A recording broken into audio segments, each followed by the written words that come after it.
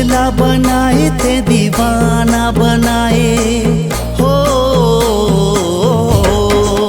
हे मोला पगला बनाए थे दीवाना बनाए। जीना हो गे रे मुश्किल, लेगे लेगे मोर दिल, लेगे लेगे मोर दिल।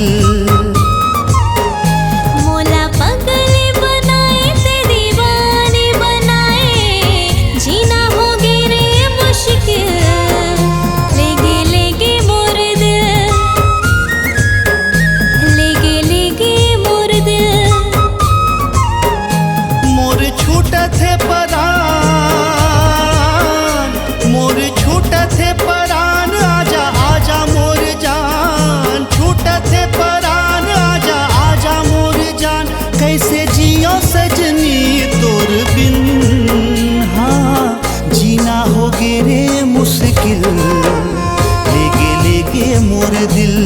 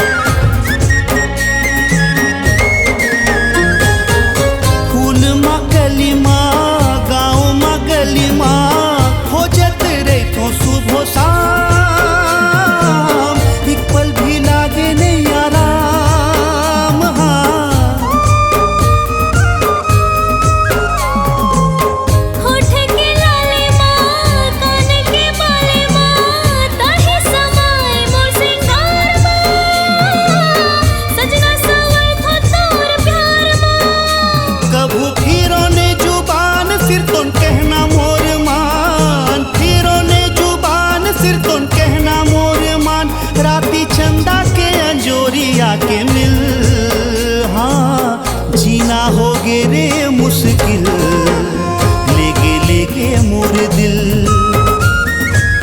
हाँ लेगे लेगे मोर दिल।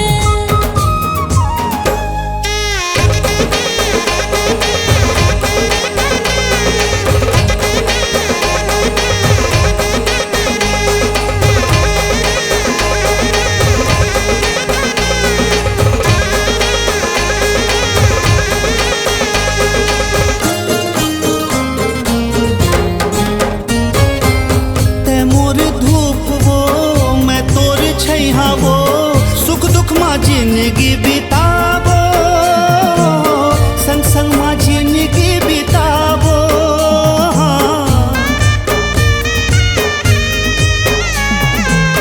ते मोर रूप संगी मैं तोर दर्पण का, सपनों के घर ला बसावो, संग संग माँ जिंदगी बितावो।